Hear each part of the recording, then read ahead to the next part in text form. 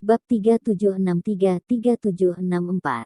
Setelah mendengar kata-kata Ye Chen, Wei Liangtian memberikan inisiasi. Dia buru-buru tersenyum dan berkata, "Tuan Ye, Anda adalah cara terbaik untuk menghadapi orang seperti ini. Jika saya pergi sekarang, saya pikir Smith ini harus dikejar ke China." Ye Chen tersenyum dan berkata, "Datanglah jika kamu ingin datang, tetapi jangan menunggu untuk melihatnya ketika dia datang. Jika dia datang untuk melihatmu, jangan perhatikan." Setelah berbicara, Ye Chen berkata lagi, "Ngomong-ngomong, bukankah kamu menemukan perusahaan hubungan masyarakat dan menghabiskan banyak uang untuk menemuinya? Ketika saatnya tiba, biarkan dia pergi ke perusahaan hubungan masyarakat untuk membuat janji dengannya." Anda. Wei Liang tersenyum dan berkata, "Tuan Ye, kami tidak memiliki perusahaan seperti itu di Jinling." Ye Chen tersenyum dan berkata, "Tidak masalah, biarkan Hong Wu keluar dan bekerja paruh waktu." Setelah berbicara, Ye Chen berkata lagi, "Berapa banyak yang kamu habiskan untuk melihat Smith itu?" Wei Liang berkata dengan tergesa-gesa, $5.000. Ye Chen berkata, "Baiklah, jika dia menemukan Jinling, dia akan memintanya untuk membuat janji melalui Hong Wu. Kemudian saya akan meminta Hong Wu untuk memberinya harga $5 juta AS. Jutaan dolar akan dapat mengubah kesempatan untuk bertemu denganmu untuk makan malam." Wei Liang tanpa sadar berkata, "Tuan Ye, saya merasa situasi keuangan Smith seharusnya tidak terlalu baik. Dia pasti tidak bisa menghabiskan begitu banyak uang." Ye Chen tersenyum acuh tak acuh, dan berkata, "Jangan khawatir. Ketika dia datang ke China untuk menemukan Anda, dia tidak hanya akan datang untuk putranya saja. Dia harus datang atas nama seluruh FDA. Maka FDA pasti akan memberinya pembayaran. Ini bagian dari pendanaan." Wei Liang tiba-tiba menyadarinya saat ini dan berkata dengan ejekan, "Sepertinya penglihatan saya masih terlalu sempit." "Anda benar. Selama putranya meminum pil Jiu Xuan Zai Zhao, itu berarti seluruh sistem medis Amerika tahu itu. Saya khawatir ini akan terjadi. Sebuah berita besar yang membuat sensasi di Amerika Serikat." Ye Chen tersenyum dan berkata, "Tentu saja, semakin sensasional hal semacam ini, semakin baik. Semakin besar pengaruhnya, semakin besar reputasi Jiu Xuan Pharmaceutical." Setelah itu, Ye Chen berkata lagi, "Oke, dengarkan aku, cepat dan kembali." "Baik Tuan Ye." Wei Liang menutup telepon dan menyadari bahwa sudah ada 11 panggilan tak terjawab di ponselnya. Panggilan tak terjawab ini, tanpa kecuali, semuanya dari Smith. Melihat begitu banyak panggilan tidak terjawab, Wei Liang tahu di dalam hatinya bahwa Smith ini telah sepenuhnya digenggam oleh Jiu Xuan Zai Zhaowan. Namun, alih-alih menelepon Smith kembali, dia meluangkan waktu untuk berkemas dan bersiap untuk pergi. Pada saat ini, Smith menelepon lagi. Wei Liang tersenyum, terhubung ke telepon, dan bertanya dengan nada tidak sabar, "Tuan Smith, apa lagi yang Anda miliki?" Smith berkata dengan cepat, "Tuan Wei, saya ingin meminta maaf kepada Anda." "Tidak perlu." Wei Liang berkata tanpa henti, "Anda adalah kepala FDA, yang bertanggung jawab atas hidup dan mati semua obat di Amerika Serikat. Mengapa repot-repot meminta maaf kepada orang yang tidak dikenal seperti saya?" Smith berkata dengan malu, "Saya tidak baik dengan Tuan Wei. Saya terlalu bodoh. Saya hanya ingin meminta maaf kepada Anda sekarang. Saya tidak tahu di hotel mana Anda menginap sekarang." Wei Liang berkata dengan tenang, "Kamu tidak perlu meminta maaf. Sejujurnya, aku tidak ingin melihatmu sekarang. Aku tidak tahu apakah kamu pernah mendengarnya. Ada pepatah lama di Tiongkok bahwa kita tidak melihat dan hati tidak gundah." Wajah Smith panas, dan dia tersenyum dan berkata, "Tuan Wei, saya sangat buruk dalam sikap sebelumnya. Saya benar-benar minta maaf." Saat dia berkata, dia bertanya dengan berani, "Tuan Wei, saya tahu Anda tidak ingin melihat saya sekarang, tetapi bisakah Anda memberi saya sekotak pil Jiu Xuan Zai Z?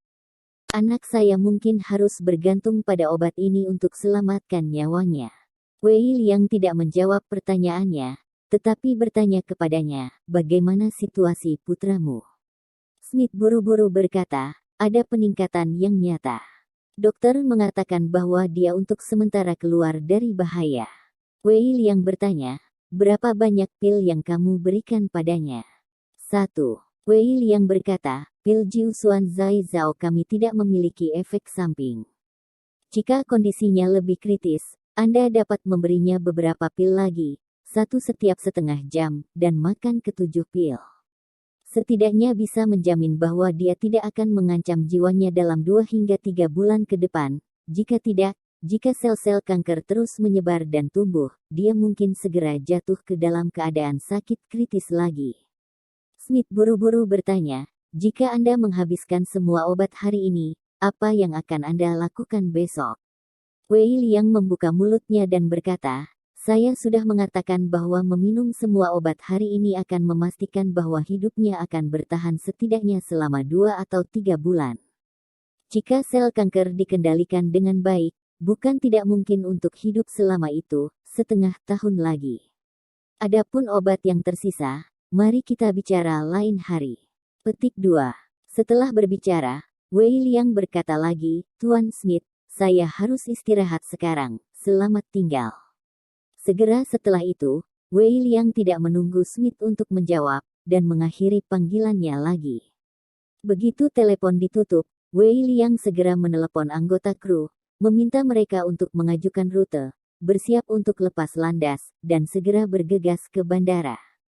Setelah menelepon kru, Wei Liang mematikan ponselnya dan mengemasi semua barang-barangnya. Dia bahkan tidak melalui prosedur check-out, jadi dia naik taksi dan meninggalkan hotel dan langsung menuju bandara.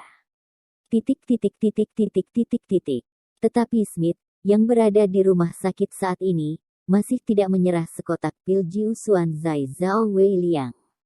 Dia ragu-ragu lagi, dan sekali lagi menggigit peluru dan memanggil Wei Liang, tetapi dia tidak menyangka bahwa sisi lain telepon benar-benar mendengar nada yang menunjukkan bahwa pihak lain telah dimatikan.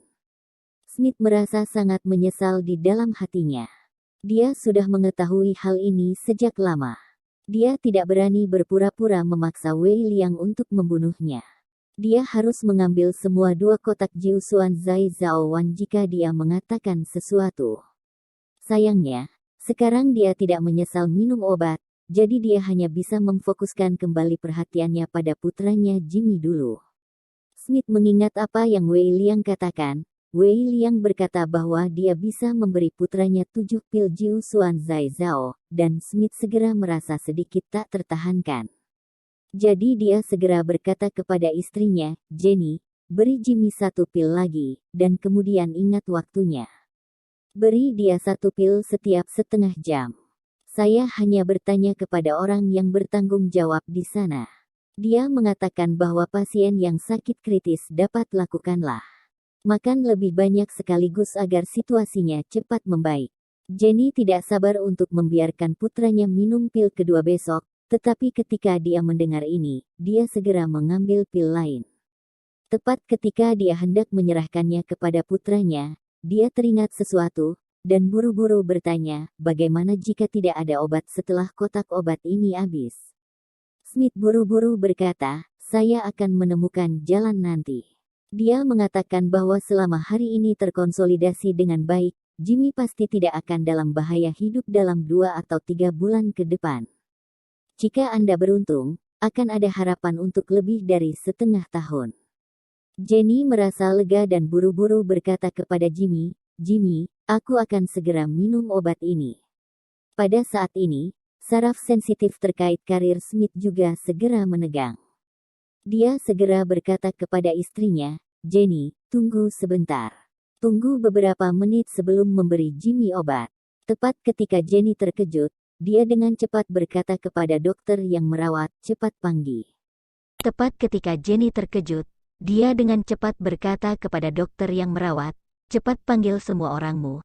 Mulai sekarang, kamu akan memantau dengan cermat semua perubahan di tubuh Jimmy dan mencatat semuanya kata demi kata. Ngomong-ngomong, aku akan atur seseorang untuk menyiapkan kamera untuk merekam seluruh proses.